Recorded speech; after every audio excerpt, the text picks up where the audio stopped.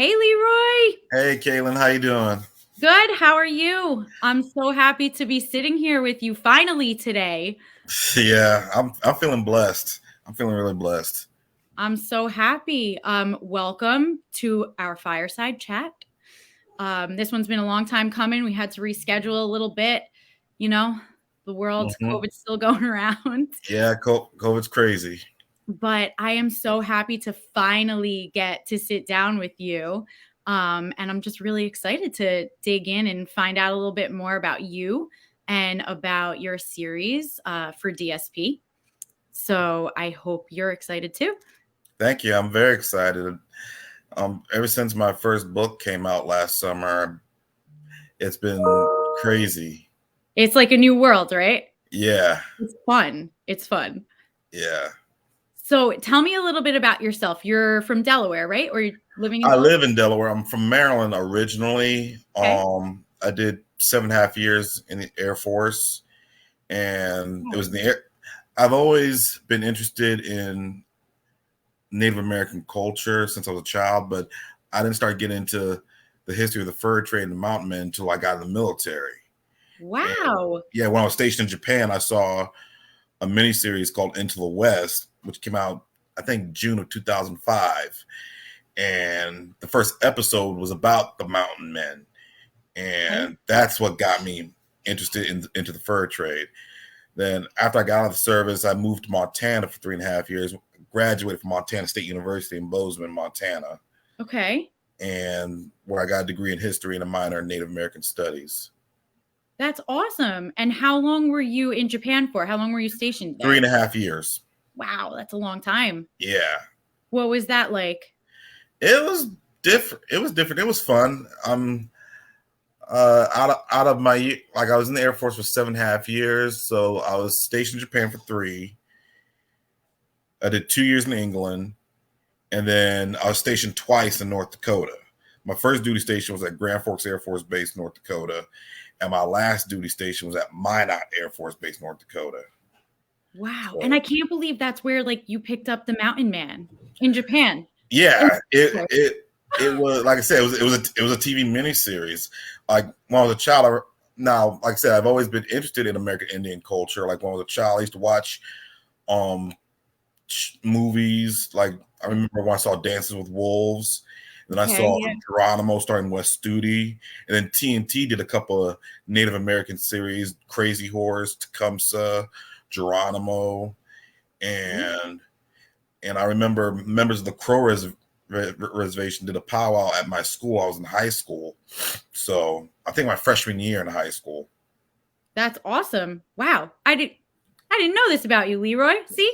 This is why I love these fireside chats. I get to know Yeah, more about you guys. and then I Go ahead. remember, and one last thing, I remember a childhood friend of mine got married. His wife is Dene, or Navajo, but they call themselves Dene. And Okay. I went to their wedding during the summer of 2005. And I took part in the drumming with native singers. And to me, that was the closest thing to an out of body experience I've ever had. Wow. And you Yeah, got to just experience more of the culture and things like that. that is correct. That's awesome. Well, and I also just want to congratulate you because the Edge of the World trilogy came out beginning of January and was the number one new release. So congratulations. Perfect. Thank you. You're Thank you. welcome. How does that feel?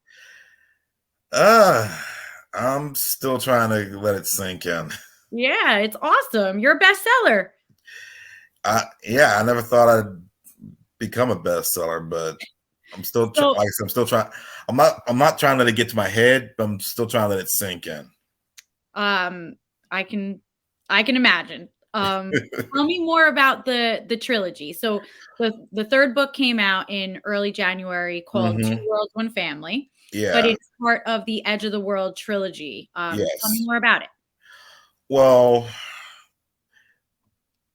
this trilogy was kind of personal for me. Basically, the character of Azariah Hancock, his physical characteristics I created from was inspired by a professional boxer named Nikolai Valuev, who was the tallest and the heaviest man to become heavyweight boxing champion. Yeah. That's why I have Azariah as a giant. Right. Being from Maryland and the fact that Maryland was a slave state in 1820, I used the backdrop of slavery. I wanted the character to come from an abolitionist family. Yeah. And also it's kind of personal because I know women, if you read the books, I know women who are victims. So not trying to get too personal, but No. he, after what happened to his sister, and because his family was an abolitionist family, he was forced to flee. And in the first book, I bring in a lot of historical characters such as Davy Crockett, who this was like a year before he entered politics, and he entered politics in 1821. So 1820 is like the perfect time for Azariah to travel, run into Davy Crockett in Tennessee, then leave Tennessee and end up in St. Louis, where he meets Liam O'Reilly, who takes him under his wing, and he becomes a trapper and mountain man. And my goal was to basically write the history of the fur trade from the native point of view. Even though the main character is white, I wanted to try to show it from the native point of view through his eyes, and in a way kind of build bridges between the native and the non-native world. And his experience with situation with his sister and how he was raised kind of helped him build that bridge. Wow, that's great. And it sounds like deep too, the storyline and everything. Yeah. Um, so how else does history play a role in this series? So you must have done a lot of work to, kind of make sure that it's historically accurate while also Yeah. I mean, even though it's historical fiction, I did a lot of, compared to other authors, my research is amateurish at best. But I did my best to look up a lot of situations that happened during history, especially during the 1820s of the fur trade, and also studying native culture and the tribes that lived during this time. Also studying tribal warfare and stuff like that. Like the first book basically covers from 1820 to 1822, while the second book takes place 8 years later, and you have a lot of famous trappers, famous people from the fur trade history in the second book as well as the third book. Okay, and when does the third book take place? The third book takes place in 1836. Wow. 16 years after the first book. And what makes the third book unique is that, and from my understanding, not just from researching the history of the fur trade, because one thing that's unique about a lot of mountain men that married Indian women, a lot of them were in it for life. And they took, some of them actually took their Indian families back to settlements with them, which was very surprising considering the racism that took place. But never have I ever heard of a trapper's blood relatives coming out west to live with their Indian relatives. Not even other books that I've read, historical novels that I've read, nothing like that has happened. So I thought it would be real cool and interesting that in the third book, Azariah's family comes out west to find him, since he can't go back home to Maryland to visit, not even to visit. So they come out west to find him and live with him. Yeah, and I think that's really cool. Yeah, and that's without saying too much. That's why I wanted to. It is all basically, it's all how I daydreamed all this up, and I wrote it. I can't even talk straight. I wrote it down in my diary, and that's basically how I write my stories. I daydream them and I write synopsis down in my diary. Oh wow, I love that. And then you kind of go back and fit things in. And do you outline, or do you just go with it chapter by chapter? I basically go with it chapter by chapter. I was never good at outlining. Mhm. First, I try to do the research, and then I just go with the flow. That's good. I feel like I'm more of an organizational person where I'm not an author, I don't write, but I would probably drive myself crazy if I did because I would need like a beginning and here's how it's going to end. And here are the things that are going to happen. And then I need to fill everything in between, like Yeah. all before even writing chapter one. I would drive myself nuts. Well, I learned that writing is very time consuming, Oh, and yeah. you get a lot of writer's block, and or as my cousin would say, a funk. And I try to. That's why with the first two books, it took me a year each to write the first two books. Yeah. Yeah, and Um, I didn't publish them. Well, I didn't publish them till like the first book was published in July of last year, and the second one was published in September. Then I okay. did a standalone novel called Where the Wind Takes You, and that was published in October. Wow. Well, that brings up a good point too, because tell me a little bit about what that road was like to find a publisher, to finally find DSP, and as a new author. And I mean, look where it got you, number one new release. But Yeah, what was it like getting there? it took it took a lot of patience. It took a lot of soul searching, and it took a lot of struggle trying to find a decent public. Like DSP was not my first publisher. Right. From the books that I read, I tried to go with Wolfpack Publishing. They rejected me, and one thing I was definitely trying to avoid was self publishers because I've done self publishing before, and I, if anything, for any upcoming authors, I strongly advise against self publishing. It's hard. It's Yeah, hard. Yeah.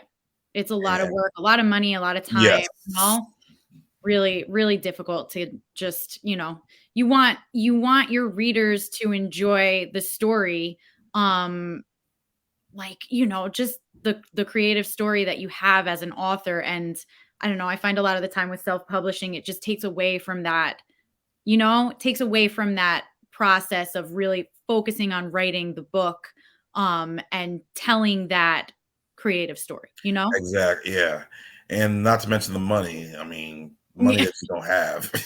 Yes, absolutely, absolutely. So I'm happy you found DSP, and we have this terrific partnership, and we're so happy to have you. I'm And grateful. You have oh, no idea. You have um, no idea what you guys have done for me. I'm so happy to hear that. Thank you. I mean that's from the heart. Thank you so much, Leroy. You're All welcome. right, so I have a little fun question for you now. All right. Can you see your books ever becoming like a movie or a series, a television series? It's funny you ask that question because usually I'm the one that's asking, like from the books that I've read, I'm the one that's asking those kind of questions. So I never thought I'd be asked that question. But um I can say I hope it I can hope. I mean, if mm, Hmm, it would be cool if they did become movies or TV shows, but I could hope, man. Who yeah. knows? Now, okay. Say that did happen. Who could Mhm. you be playing your main character? Well, I know for Edge of the World trilogy, he'd ha- uh, who would play Azariah? Yep. That's a tough one. All right, we're gonna come back to that. I, Okay. I'm, Our I'm next thinking Tom Holland from Spider-Man. Ooh, I mean, okay. that's the first person I can think of, or Andrew Garfield, who's also in Spider-Man. Yep. So I mean, that's that. I mean, they're kind of short for it, but at least I think they would definitely get the acting, especially Andrew Garfield. He impressed me in Hacksaw Ridge. I didn't see So, that one. oh, that's a good movie. I'd highly recommend see that movie. I have to check that out. Yeah, All right. Well, and listen, when we have our next fireside chat, I'm gonna like question all your characters, and I want you to mhm. have actors picked out. Okay. That's your homework. Yeah. So LeRoy, before we wrap up, just tell me, what can we expect next from you? What's coming down the pipeline? Well, like I said, I'm currently working on a new series called the Saga of the Armstrong Brothers. It's also set in the fur trade. It's about three brothers from Nantucket Island, Massachusetts, who, after they buried their widowed father, they come out west to become trappers. And I'm just giving you a short version. They basically end up having friends and marrying into two different tribes, the Lakota and the Crow, who were bitter enemies during this time up until the end of the 19th century. So but basically they're trying to build a bridge between the two tribes while at the same time staying a family. Yep. And staying alive, I'm sure. Yeah. if I could compare it to anything, it'll be like it's like Bonanza and what other westerns are good? But it's like Bonanza and Dances with Wolves meets Family Matters and Full House. Get out. I kid you not. There's a lot of comedy, but there's also a lot of family drama, and as well, I try to bring a lot of humor in it as well. That's awesome. When can we expect this? Like I said, I'm still working on the first book. I'm hoping to finish it. I was hoping to finish it by February. Hopefully, I can finish it by March or April. Awesome. I'm looking forward to it. And then I'm going to put you down, and I want to hear more about it. Thank you. And also, right now, Edge of the World is still a trilogy, but I've had some fans asking if it's going to be a continued series. I haven't made a decision yet, but don't be surprised if another book from Edge of the World comes out. Oh, I'm sure it will. I won't give anything away. Thank you. Well, thank you so much for taking the time. I'm so happy that we finally got together to talk about this. And Edge of the World is still, still doing awesome as a bestseller. And I'm so excited to see what else comes out. You got a couple of comments over here if you want to check it out. Sure. Malcolm said, great job. We talked about what's next, so I stole that from you, Malcolm. And, looks like you have a lot of fans that are happy to see you. So thank you so much. Thank you. All right. I'll talk to you soon. You take care. God bless. You too. Bye-bye. Bye.